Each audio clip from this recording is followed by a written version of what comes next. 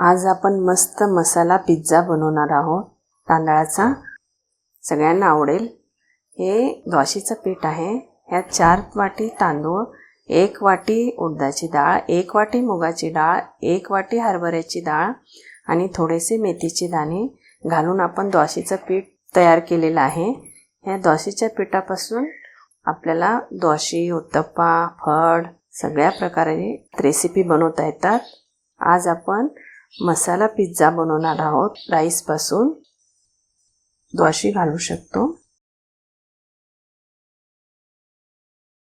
त्याच्यावरती हे सारण घालायचं आहे. या सारणामध्ये कांदा, टोमॅटो, कोथिंबीर, पुदिन्याची पाने, तिखट, हिरवी मिरची मटेरियल केलेलं आहे आणि हे सर्व असं वरून या द्वाशीवरती पेरायचं आहे. सेम पिझ्झासारखंच दिसणार आहे. पिझ्झापेक्षा पण टेस्टी होईल हे. आणि याच्यावरून तुम्ही गाजर, बीट, पौष्टिक पदार्थ पण लावून हे पिझ्झा तयार करू शकता. आणि याच्यावरून थोडंसं तेल सोडायचं आहे.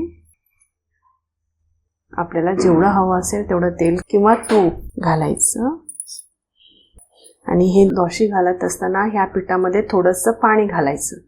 त्यामुळे हे द्वाशी पटकन निघतात, तव्याला चिटकून नाही बसत.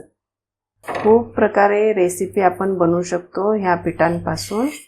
तुम्हाला जसं पाहिजे असेल किंवा जास्त क्रिस्पी पण करू शकता.